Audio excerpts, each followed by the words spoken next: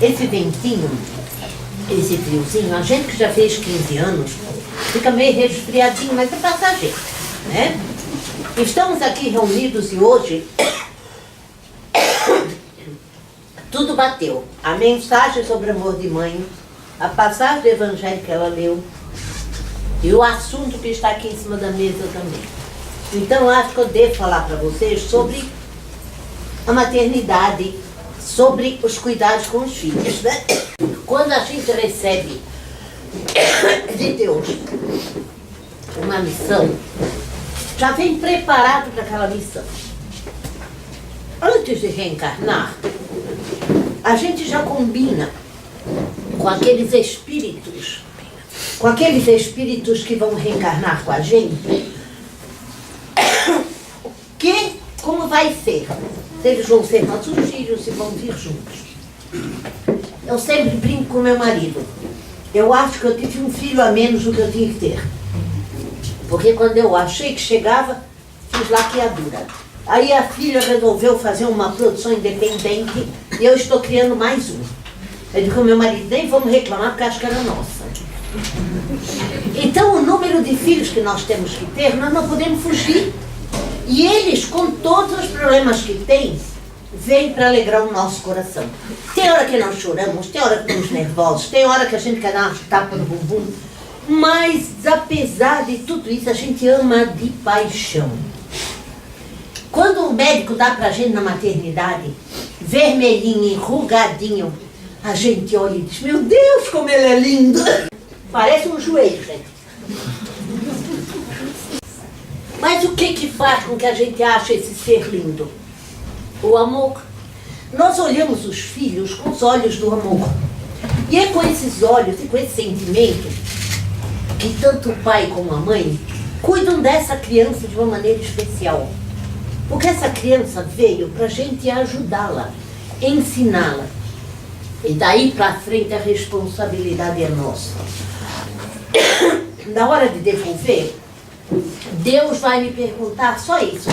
O que fizeste com os filhos que eu te confiei? E aí que o bicho pega, né? Porque nenhum de nós quer chegar do outro lado da vida e ver que ficou a desejar. Ah, mas eu errei com meu filho. Eu errei, mas eu errei tentando acertar. Eu não errei propositadamente, porque ninguém vai querer educar o filho errado. A gente lê livro de psicologia, livro disso, livro daquilo, e meu filho eu vou criar melhor que o filho dos outros. Geralmente sai a emenda pior que o soneto.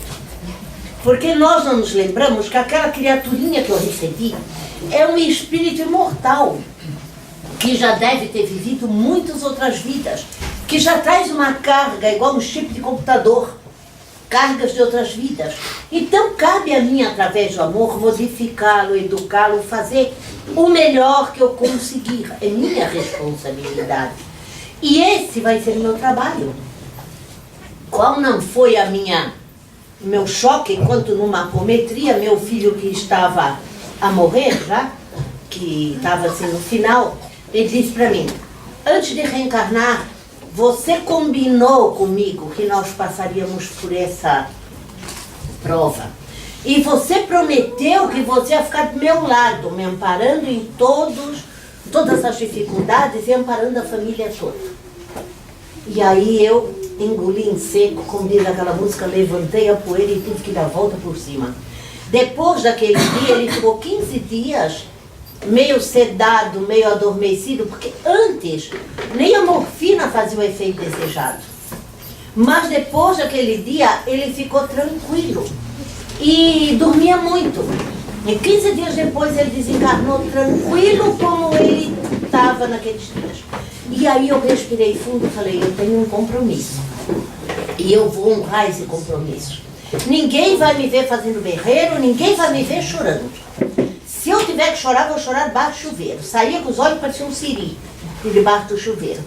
Porque aí eu dava vazão àquela saudade, àquela tristeza. Aí com o tempo fui me controlando, porque meu marido dizia para mim, nossa, você sob chuveiro com o olho tão vermelho? Eu falei, eu acho que estou ficando velha, estou ficando burra. Deixei cair shampoo nos olhos. Ficar vermelho igual um siri não dava. Então, gente, era a noção daquele compromisso. E olha que eu vou dizer para vocês, todo mundo, ai, coitadinha, 37 anos tão novo. Vê, gente, ele, em 37 anos de vida, ele aprontou coisa que muito homem de 100 não consegue aprontar. Ele tinha uma ânsia, uma fome de viver, ele aprontou tudo que vocês possam imaginar. E eu estava lá do lado, segurando, ajudando, botando de pé, brigando, chamando a atenção, botando castigo. E aí a minha irmã dizia, você é muito enérgica com ele. Aí, depois de um tempo, falei para ela, imagine você se eu fosse mole. Ele tinha subido até na lua com uma corda. Temos o nosso compromisso. Então não ache que Deus mandou aquele filho que eu não queria, não. Eu escolhi.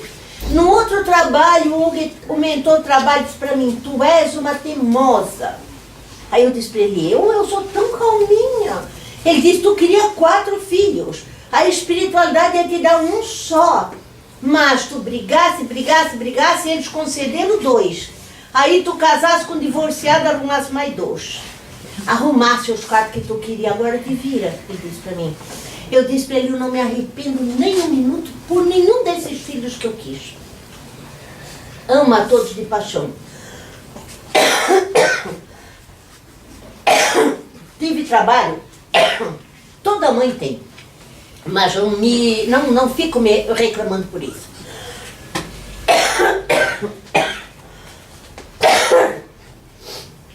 Só lamento que um tenha que ter ido mais cedo, mas é no dia dele, a gente tem que respeitar, né? Então a vida é uma escola. Não pense vocês que Deus castiga. Deus é pai. Deus é amigo, ele não castiga ninguém. A gente humano ainda dá as castigadinhas no filho, ele não. Ele deixa que o filho mesmo se castigue. Porque eu tenho livre-arbítrio, a livre escolha do que eu quero fazer. Ah, mas foi Satanás que me atentou. Terceiriza a culpa é mais fácil, né? Agora, Satanás pode atazanar.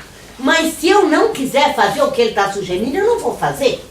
Quem daqui nunca teve um pensamentozinho assim meio ruim, eu vou fazer uma maldade, não vou dizer assim.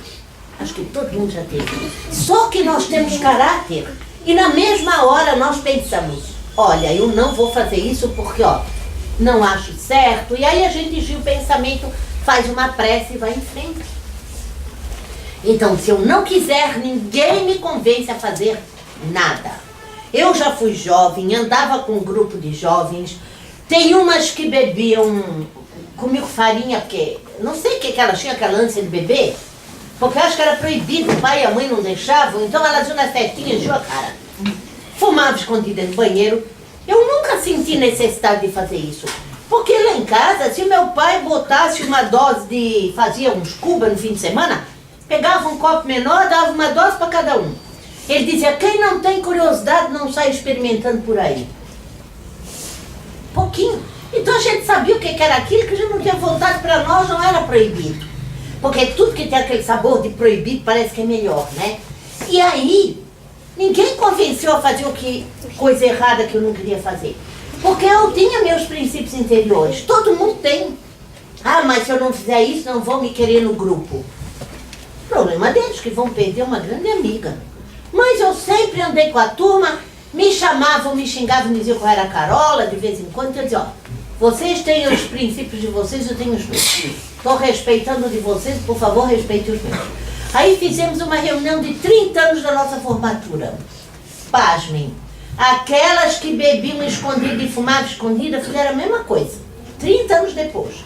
Aí eu perguntei até para uma prima minha assim, escuta, quem é que te proíbe de beber agora? Ninguém. Eu falei, por que tu encheste a cara? Pois é, meu banquinho é besta de novo. Então, tá na pessoa, é da índole. Então nós temos que ensinar isso aos nossos filhos. Que eles podem ser felizes sem bebida, eles podem ser felizes sem a droga. Porque uma vez você caiu na droga ou na bebida, é difícil de sair. Foi provado pela Organização Mundial de Saúde que 10% da população mundial é dependente. Droga, bebida, sexo desvirtuado, roubam, tem um tipo de vício. Se você não experimentar aquilo, se você se mantiver longe, você vive numa boa normalmente. Mas se você cair naquilo, você está em maus lençóis.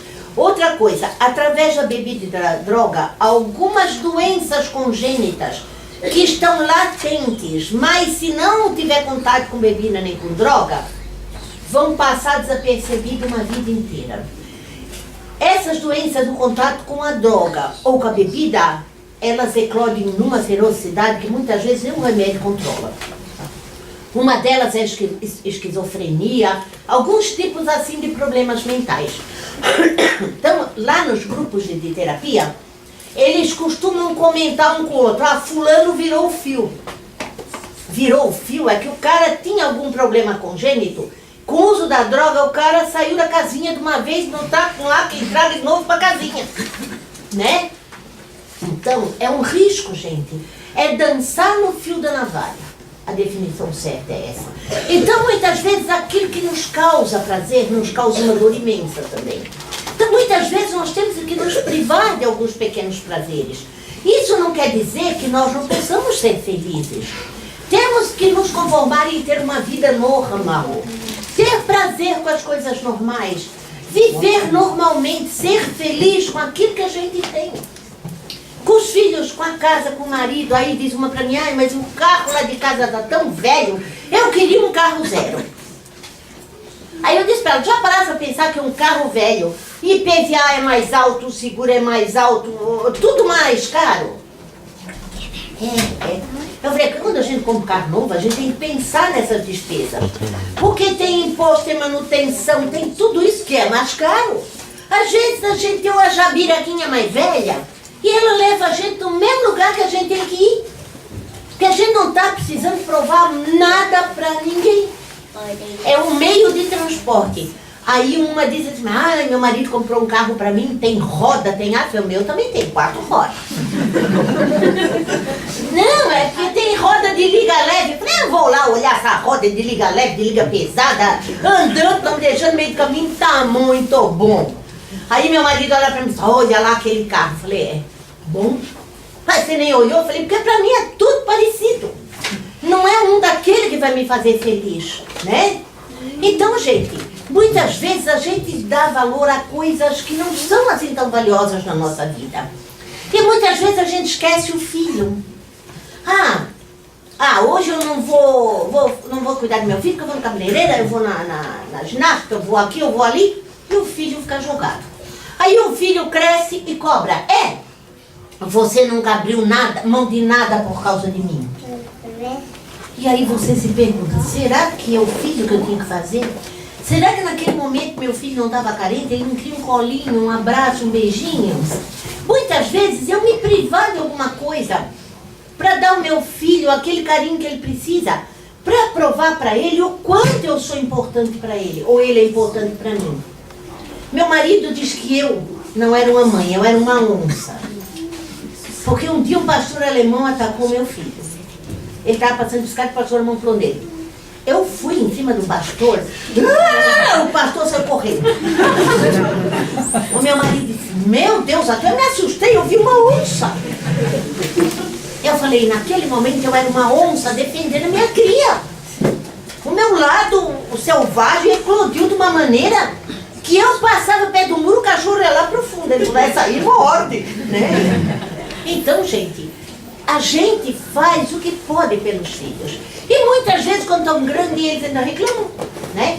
E eu tenho uma filha que está com 30 e poucos anos. Quando ela era pequena, eu não podia ir em lugar nenhum. Que ela se punha na janela da sala e dizia: ai, minha mãe querida do meu coração, quando tu voltar, eu vou estar morta. Tu não me deixa. Eu saí o coração assim, né? Aí hoje eu digo pra ela: a Globo te perdeu, hein? Porque tu sempre fosse melodramática. Aí ela ri, né? Mas ela tinha assim, ela não podia me perder de vista. A escolinha dela tinha 600 crianças.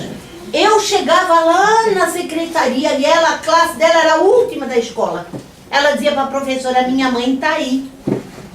A professora dizia: a tua mãe tá aí, coisa nenhuma. Minha mãe tá aí. A professora várias vezes largou na classe com a atendente, foi lá na secretaria. Ela falou: a tua filha tá com alguma coisa. Ela disse que você estava aqui, não, ela não ouviu tua voz, ela não ouviu nada. Eu falei, é a ligação. Aí teve uma festa de Natal que é mais de 1000 crianças dentro do estádio de futebol. E um Papai Noel faltou. A professora disse, Laura, tu podia ter vestido de Papai Noel. Eu falei, o Papai Noel encolheu. O Papai Noel baixinho desse jeito. Mas se as crianças quiserem, as crianças são pequenas também. Me vesti de Papai Noel, comecei a pegar os presentes. Ela estava no outro lado. Ela disse para Silvia, aquela lá, aquele Papai Noel é a minha mãe. Aí a Silvia disse, que é tua mãe? Nada. Aquele Papai Noel lá é a minha mãe. A Silvia atravessou o ginásio, chegou perto de mim e falou, essa Daura? Eu falei, eu sou. Não acredito. Então ela me via em tudo quanto é lugar, ela tinha uma ligação, uma coisa, e brigou comigo a vida inteira. Eu acho que ela briga comigo porque ela não quer reconhecer essa ligação, ela não aceita. É uma ligação muito estreita e eu acho que ela se sente incomodada agora depois de grande. Ela entra em casa, está com 32 anos, tem uma filha. Ela entra na porta, mãe, eu digo, presente. Não demora 5 minutos, mãe, o que você quer, criatura? Não, só queria saber onde é que você está.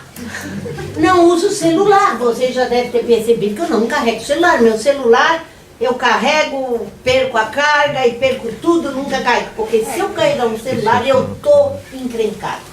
O celular toca nas horas mais impróprias. Mãe, onde é que você está? Não dá, né? Então eu abri mão do celular. Então, filhos são tudo isso. Filhos são alegria, filhos são provas, filhos são tristeza. Mas, acima de tudo, filhos são aquela coisa que a gente cria com todo amor e carinho. E joga neles todos os nossos sonhos e aspirações. E quando a gente vê o nosso filho sofrendo, sofre dobrado por ele. Quando você vê o teu filho em caquinho, psicologicamente quebrado, machucado, você sofre mais do que ele. E isso é ser mãe e ter um filho. É pôr todo o seu carinho, toda a sua vontade de acertar naquele filho. Sabendo que foi uma missão que Deus me confiou. Ele não deu um filho qualquer que tinha lá no saco da reserva para reencarnação, não. Esse filho que veio tem alguma coisa com a gente. Temos uma coisa a acertar, uma dívida, ele tem algo a me ensinar, eu tenho algo para ensinar a ele. E tem filhos que vêm para resgatar o pai e a mãe, ou o pai ou a mãe também. Então os filhos são muito importantes na nossa vida. Gente, e cá entre nós, dão muitas alegrias também, né? Um dos meus filhos mais velhos, eu tenho 2 filhos e 2, aliás, agora eu tenho um que o outro se encarnou.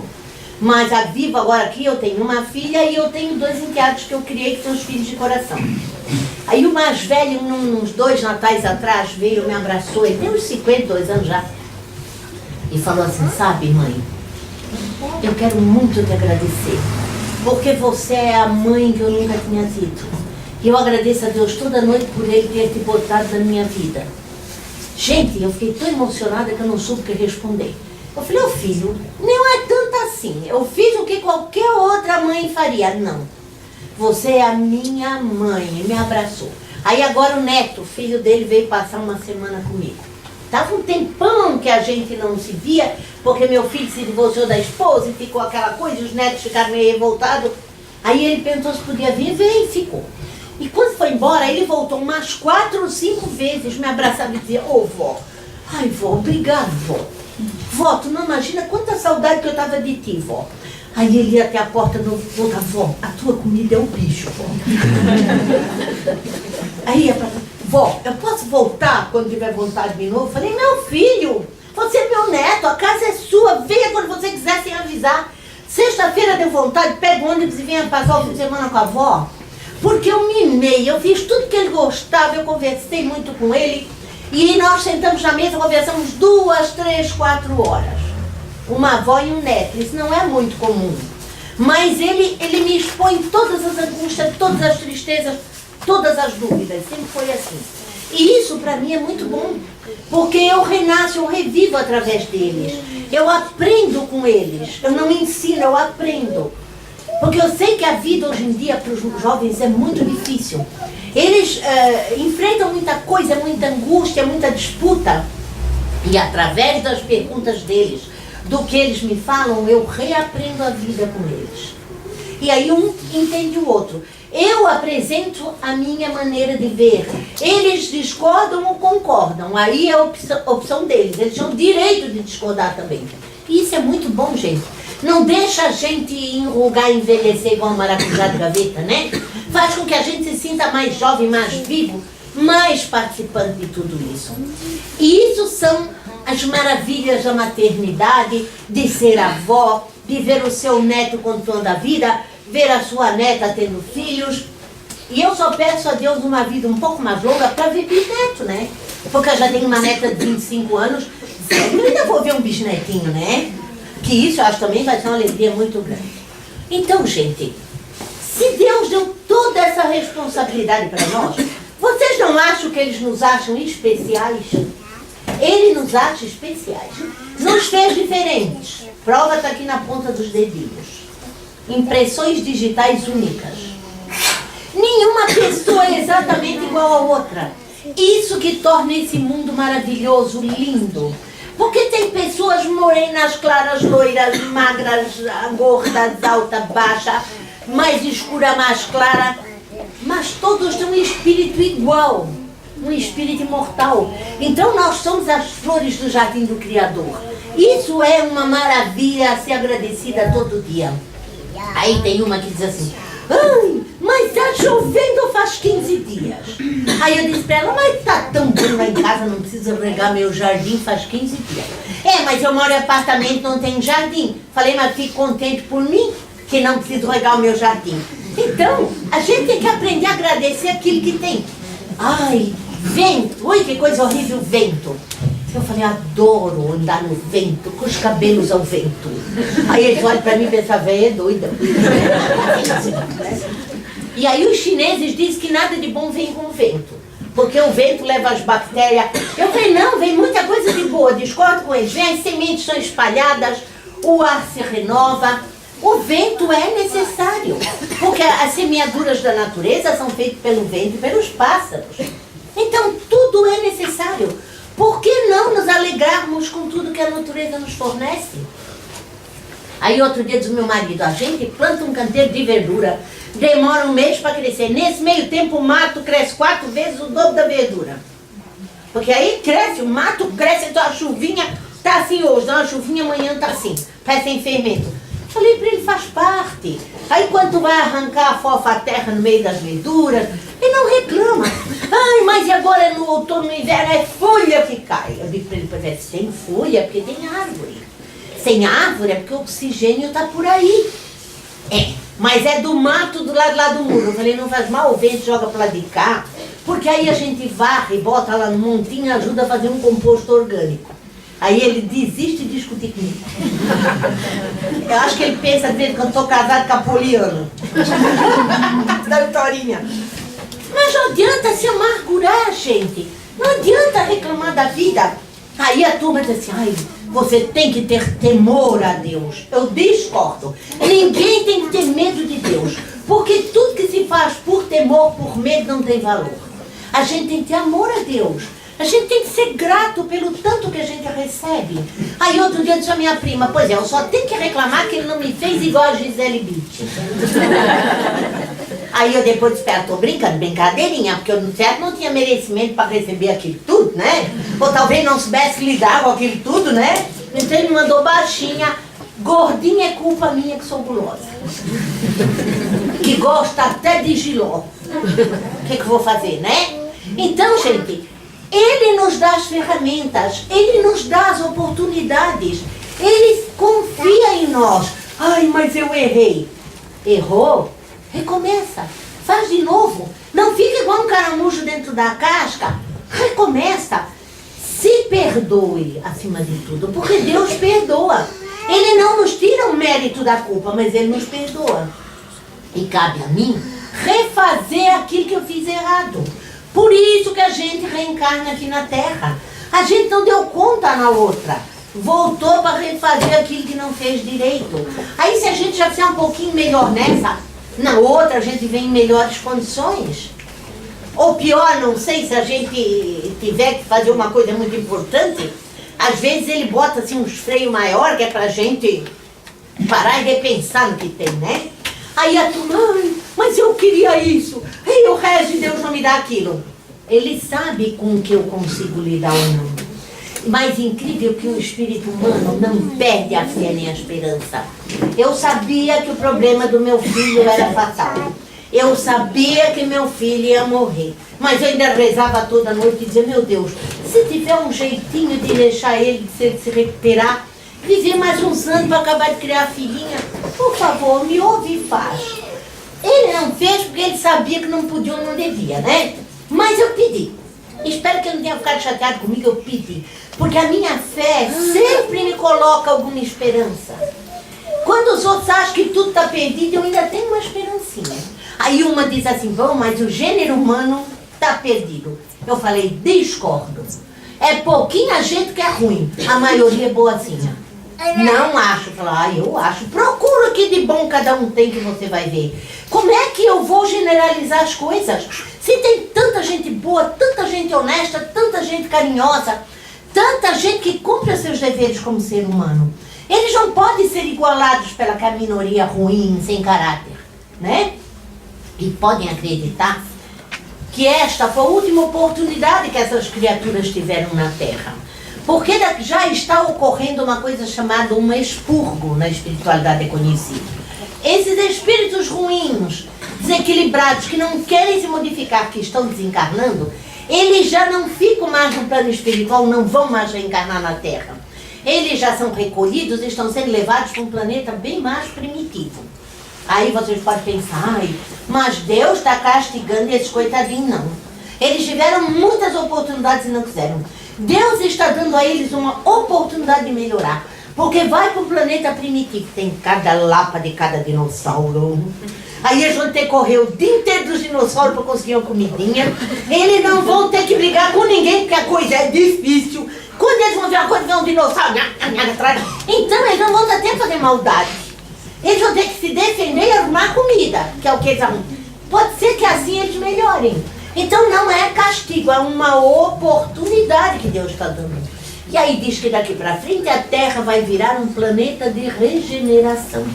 Quem reencarnar aqui vem para se modificar, para evoluir, para se regenerar. Então vamos fazer força para a gente voltar para cá. Porque por mais que a gente reclame, eita planetinha bom, né? E olha, nós moramos ainda privilegiados. Não tem maremoto, não tem tsunami, não tem terremoto, não tem muito vulcão, não tem o que mais. Não neva muito. Tanto que quando dá uma nevezinha na serra, corre todo mundo lá para cima para ver, né? E como dizia Pero Vaz de Caminha, que a turma dizia, português não é muito inteligente. Português é que é inteligente. Porque quando descobriram o Brasil, Pero Vaz de Caminha escreveu uma carta para o rei de Portugal. Meu muito querido e muito amado rei, nesta terra abençoada em si plantando, tudo dá. Pero Vaz de Caminha já viu a fertilidade do nosso solo, já viu o clima bom que a gente tinha por aqui. Nós demoramos um bocadinho para enxergar, mas já estamos enxergando o que a nossa terrinha abençoada tem, né? Aí a gente vai fazer um passeio, como eu fui agora, fui na Conferência Rotária de Lisboa. Porque vocês não sei, sabem que quem paga a vacina da polio no mundo é o Rotary Internacional. Então nós, todos os rotarianos do mundo, fazemos campanhas, eventos, e com esse dinheiro é vacinado. Agora o dono da Apple lá é como é que é o nome? O ricão lá dos Estados Unidos, disse que se o Rotary conseguisse angariar tanto, ele daria tanto. O Rotary conseguiu mais do que aquilo e ele deu mais, tá? Então foi feita a conferência lá em Lisboa, então tinha Rotary do mundo inteiro. 30 mil pessoas de países diferentes, línguas diferentes e costumes diferentes. Eles fizeram a abertura em 2 vezes, porque não cabia os 30 mil dentro do pavilhão. Uma abertura de manhã e uma tarde. Vocês imaginem 15 mil pessoas com roupas diferentes, línguas diferentes, costumes diferentes, reunidos dentro de um pavilhão em paz e harmonia. E quando a gente entrava aqui para o pavilhão, e vinha um para tirar fotografia, e vinha um dando um bottom, todo mundo feliz, sorrindo. Então a paz mundial é possível, por isso a gente vê. Não falávamos línguas diferentes, mas nos entendíamos. A mímica funciona, que é uma beleza, né? Olha, gente, foi uma coisa de deixar a gente pasmo. e ver aqueles projetos que são feitos pelo mundo, ver que nós só temos poliomielite em 4 países do mundo, que não permitiam que se vacinasse porque eram islâmicos, o Afeganistão e 3 países na África, mas que agora já estão permitindo a vacina. E aí, quando tem que vacinar até acabar de uma vez, 8 anos tem que ser vacinado o mundo inteiro ainda. Porque o vírus da polio é o único que viaja de avião. Você pode fazer um passeio lá nos confins do Oriente e trazer o vírus da polio com você. Você pode não ter, mas você contamina um e aquele contamina o outro, se espalha tudo de novo. Então, essa convenção que teve lá foi para tratar dos projetos rotários, para a gente ter conhecimento do que está sendo feito. Foi uma coisa maravilhosa. Nós passamos pela Espanha, aí fomos até Santiago de Compostela, até Fátima. E aí, ó, eu fico chocada. Fátima, gente, é igual a Aparecida do Norte. Que dinheiro que foi investido naquilo. Tem um pátio em volta da Catedral Nova que eu nem ousei ir até lá porque minhas pernas não conseguiam me levar. Mas é uma coisa imensa que você... A igreja lá no fim, a catedral. E é uma ostentação, é uma coisa... Gente, isso é a indústria da fé. Jesus era pobre. Pregava numa casinha de madeira, sentado no encosta da montanha. Em qualquer lugar Jesus pregava. E o povo entendia a linguagem de Jesus. Então essas ostentações, essas coisas, eu não concordo. Eu acho que Jesus pregou a pobreza, a simplicidade, a caridade. Mas tinha a maioria que tinha a fé, que acreditava nisso, nós somos tudo junto. Rezamos um terço tudo junto, como os outros em Roma, como os romanos. Dizia já o filósofo, né? Então fizemos tudo junto com os outros. Mas a gente, quando chega na nossa terra, entende uma coisa. O melhor lugar do mundo é a terra da gente. Porque aqui, ó, a comida é barata, boa, farta. Lá a comida é cara. A turma diz, lá é tudo muito barato. Ah, a roupa é barata. Barata? Nem na parede tu encontra lá. Eles esquecem de multiplicar por 3, porque o euro vale 3 reais. Tá? Então a gente conhece essas coisas, vê isso tudo, volta dando mais valor à terra da gente. Entendendo melhor o nosso povo. O nosso povo é um povo alegre, um povo feliz, um povo que anda sorrindo. Lá não, eles são tudo um povo de cara amarrada, um povo meio brusco. Então abençoado o Brasil, abençoada a gente da nossa terra, que tem uma coisa que o resto do mundo não tem, alegria de viver. Né? E que nós consigamos conservar isso que a gente tem. Não deixemos que se perca. E nós valorizamos, eu acho que nós temos uma fé em Deus muito grande. E Ele nunca nos desamparou. Está sempre do nosso lado. Então eu quero dizer para vocês que vocês é que têm que fazer o roteiro da sua vida. Vocês é que devem saber o que serve e o que não serve. Aí eu venho aqui e prego para vocês. Vocês passem pelo crivo da razão. Vocês acham que o que eu ensinei é certo? Que o que eu falei é justo? Ocupem na vida de vocês. Mas se vocês acham que eu contei coisa errada, que eu preguei coisa que não é, me desculpem. Mas eu quero dizer para você que a doutrina espírita nos permite ter uma fé raciocinada. Quando o espírito é muito carola, muito fanático, eu fico preocupada. Em qualquer religião acontece isso. Você tem que entender aquilo que você está aprendendo. Você tem que botar aquilo em prática, porque a religião espírita é também uma ciência. Ela foi codificada por cientistas. Pessoas que naquela época eram, como diz, mas da ciência e do conhecimento. Então nós temos o privilégio de poder ler qualquer trecho e analisar como a gente quer. Nós temos o privilégio de ter o livre-arbítrio. Nós temos o privilégio de amar a Deus, não temê-lo. Só isso já nos dá assim, uma liberdade tremenda. Então, minha gente, que Deus os abençoe e ilumine. Que enche o coração de cada um de muita alegria, muito agradecimento, muita vontade de viver, de ser feliz, de amar, porque amar não gasta. E como dizia aquela lá do programa de televisão, beijar muito, né?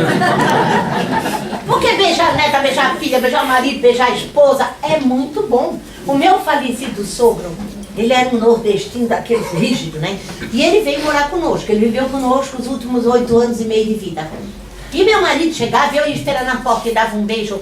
E a gente se abraçava e saía dançando pela casa. Ele olhava e dizia, esses dois dançam até sem música. E aí quando ele saía, ele dava um beijo a todo mundo, até hoje ele faz, ele dá um beijo até na netinha. Então quando ele levanta para a ginástica, a netinha já fica assim, pequenininha para ele dar o beijo, né? Então, é uma maneira da gente trocar carinho, da gente dizer ao outro que ele é importante pra gente. E ganhar um carinho é tão bom, né, gente? Não se sente envergonhado de abraçar, de beijar, de dizer, querido, eu te amo. Nós somos uma posse aí do Rotary, um cara casado já acho que 25, 30 anos com a esposa. Ele disse de coração aberto à frente de todo mundo, querida, eu te amo de paixão, como eu me casei contigo ainda. Eu falei, meu Deus, isso é uma coisa muito boa de se ouvir, né? E quando o marido diz assim pra gente, mesmo quando a gente tá velhinha, olha, eu me casei com você há 50 anos atrás, mas se fosse agora eu começaria tudo de novo. Eu me senti muito feliz quando meu marido disse isso. Eu começaria tudo de novo. Falei, olha, na próxima tu te lembra que eu não sou a Gisele Bündchen. Aí ele disse a mim, eu nem saberia lidar com a Gisele Bündchen. Que Deus abençoe e ilumine. E enche o coração de cada um de muita alegria, de muito fervor, de muita certeza naquilo que vocês querem e estão procurando. Que Deus abençoe e ilumine. E agora nós vamos fechar os olhos e relaxar o coração. Vamos agradecer ao nosso Criador. Aquele agradecimento que sai lá do fundo do nosso coração. Não com palavras rebuscadas, com termos difíceis. Mais uma prece que venha lá do fundo, dizendo assim, meu Pai, muito obrigado. Eu sou grata por tudo aquilo que eu recebi. Eu sou grata pela família que eu tenho. E sou também grata por ser vossa filha. E que eu possa, através da minha vida, no meu comportamento, dos meus sentimentos, provar que eu sou vossa filha muito amada. Que eu te agradeço, meu Pai, do fundo do coração. Que assim seja. Graças a Deus.